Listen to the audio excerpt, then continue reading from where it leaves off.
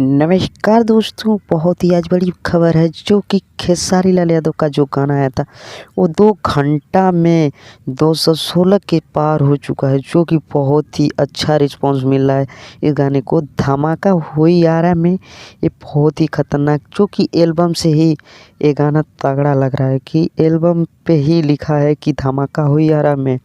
और ये बॉलीवुड की जो हीरोइनें हैं, जो विदेश की हीरोइनें, वो उनका वीडियो है, तो बहुत ही रिस्पांस मिल रहा है इस पे, जो कि 2 घंटा में 216 के पार हो चुका है और 29 लाइक हो चुका है और 8000 कमेंट भी आ चुके हैं। तो आप लोग इसी तरह प्यार दुलार बनाएं। अगर मेरे चैनल पे नए हैं तो इस चैनल को सब्सक्राइब कर दीजिए, भोजपुरी नेट न्यूज़ को सब्सक्राइब कर दीजिए और घंटा के बटन को प्रेस कर दीजिए।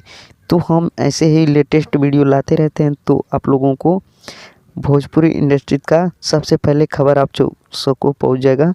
जो कि और भी आ रहा है गाना, एक खेसारी भैया का गाना बहुत ही रिकॉर्ड तोड़ देगा ये गाना, जो कि वेब म्यूजिक से कल आने वाला है और नया साल का वो भी गाना है।